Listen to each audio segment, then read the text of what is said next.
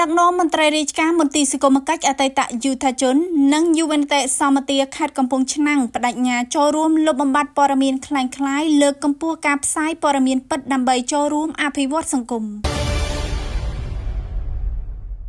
ขณะดักน้อมมนตรีราชการมนตรีสกมกัจอตตะยูทาจนนังยูเวนเตสอมเตียขัดกำปงชนังปดัญญาโจรวมลบบำบัดปรมีนคล้ายเลิกกำปัวกาบไซปรมีนปัดดำใบโจรวมการอภิวัตสังคมกัมพูชีขณะได้ปรมีนมันเปิดจรานการล้างในขนมบันไดสังคมบังกอเอาเมียนกาพรจรล้ำการเลิกล้างระบอบธนาดักนอมมนตรีสกมกัจนี้บ้านเฟือล้างการปีปรักไงตีปีขายเมทนาชนำปีป้อนอภัยปรำขนมเอากาได้มนตรีสกมกัจอตตะยูทาจุนนังยูเวนเตสอมติสหการจิมวยมนตรีปรมินดำใบเฟือยุตเนียการซับไซอัมปีปรมินคลาย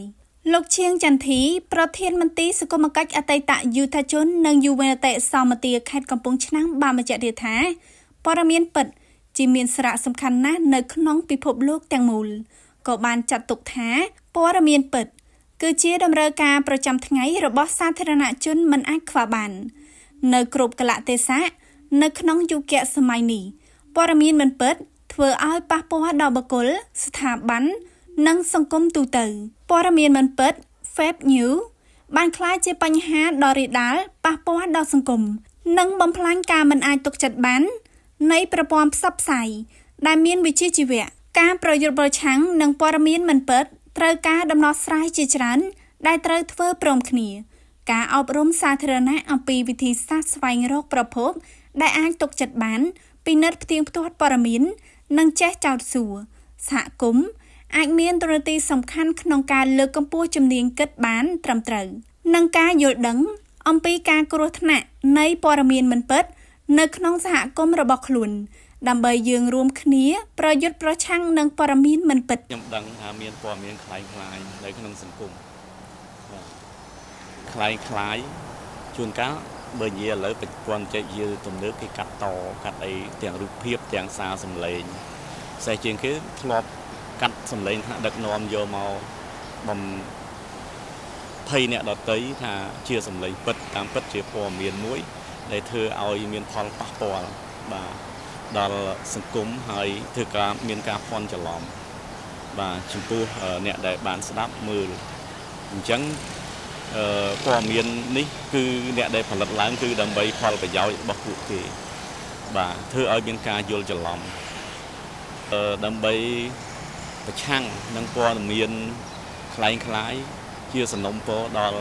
បងប្អូនជាបរដ្ឋមន្ត្រីរាជការទាំងអស់សូមកុំចែករំលែកនៅព័ត៌មានคล้าย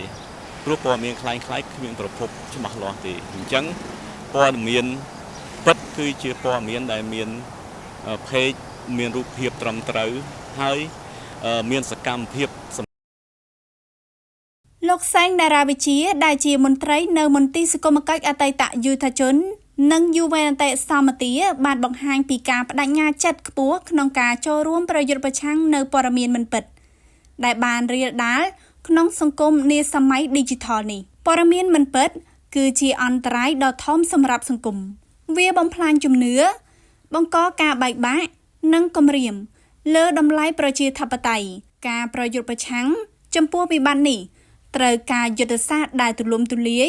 រួមមានការអប់រំឲ្យយល់ដឹងពីតម្លៃសារព័ត៌មាននិងផលប៉ះពាល់នៃព័ត៌មានមិនពិត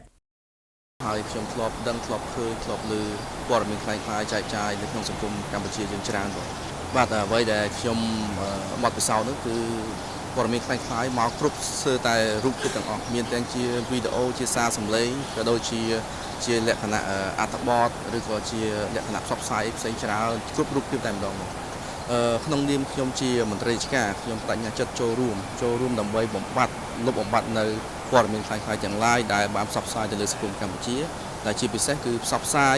នៅក្នុងបណ្ដាញសង្គមបាទដែលប្រជាពលរដ្ឋជាមានផលលំបាកខ្លាំងក្នុងការទទួលយកនៅព័ត៌មានคล้ายនេះខ្ញុំមានពីរចំណុចដើម្បីជាសារផ្ដាំផ្ញើជូនដល់បងប្អូនប្រជាពលរដ្ឋបាទទី1ខ្ញុំសូមផ្ញើសារផ្ដាំផ្ញើដល់បងប្អូនប្រជាពលរដ្ឋមុននឹងជឿទៅលើព័ត៌មានទាំងអស់នោះសូមបងប្អូនប្រជាពលរដ្ឋសិក្សាឲ្យបានច្បាស់អំពីប្រភពតើប្រភពណាជាអ្នកផុសនៅព័ត៌មាននោះ ហើយទី2ខ្ញុំសូមផ្ដាំផ្ញើជូនដល់បងប្អូនប្រជាពលរដ្ឋមុននឹងសម្រាប់ចិត្តជឿឬក៏សម្រាប់ចិត្ត comment ឬក៏សម្រាប់ចិត្តធ្វើអ្វីនៅក្នុងបណ្ដាញសង្គមសូមបងប្អូនមេត្តាគិតគូរឲ្យបានច្បាស់ហើយសូមជៀសវាងនៅការផ្ដល់ឬក៏ទទួលយកនៅព័ត៌មានคล้ายៗដែលជាមូលហេតុធ្វើឲ្យមានភាពអវិជ្ជមាននៅក្នុងសង្គមកម្ពុជា គួរបញ្ជាក់ថាយុទ្ធនាការផ្សព្វផ្សាយព័ត៌មានคล้ายៗនៅក្នុងមូលដ្ឋានខេត្តកំពង់ឆ្នាំង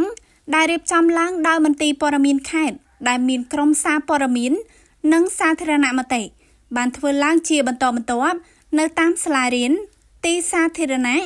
ការរៀបចំក្បួនដង្ហែក្នុងក្រុងកំពង់ឆ្នាំងសាធារណជននិងការចែកខិត្តប័ណ្ណផ្សព្វផ្សាយដើម្បីបង្កើនការយល់ដឹងហើយរួមគ្នាលុបបំបាត់ព័ត៌មានคล้ายៗឲ្យអស់នៅក្នុងមូលដ្ឋានខេត្តកំពង់ឆ្នាំង